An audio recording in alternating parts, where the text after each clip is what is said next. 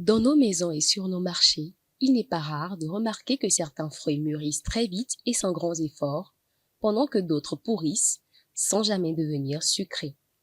Ce n'est pas un hasard. Il existe deux grandes familles de fruits, les fruits climatériques et les fruits non climatériques. Les fruits climatériques, c'est des fruits qui poursuivent le mûrissement poursuit même après la période de récolte. Alors que les fruits non climatériques, quant à eux, une fois que la récolte est effectuée, le mûrissement s'arrête. Les fruits ne mûrissent plus. Et donc, cela peut s'expliquer sur certains fruits comme l'ananas et les agrumes en général, c'est-à-dire l'orange, voilà.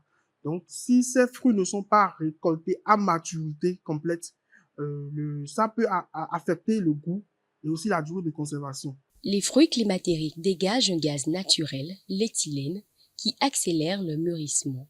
C'est pour cela qu'une mangue verte peut devenir bien sucrée quelques jours après l'achat.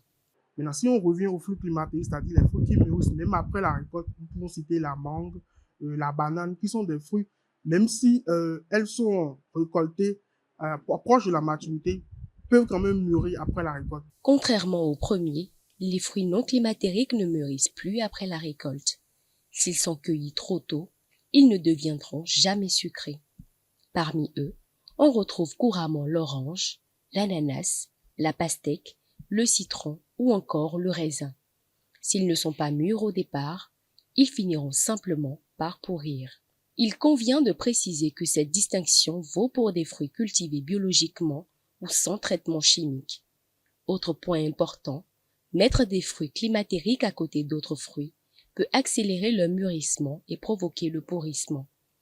Connaître cette différence permet d'éviter le gaspillage alimentaire, aide aussi à mieux conserver les fruits à la maison et à faire de meilleurs choix au marché.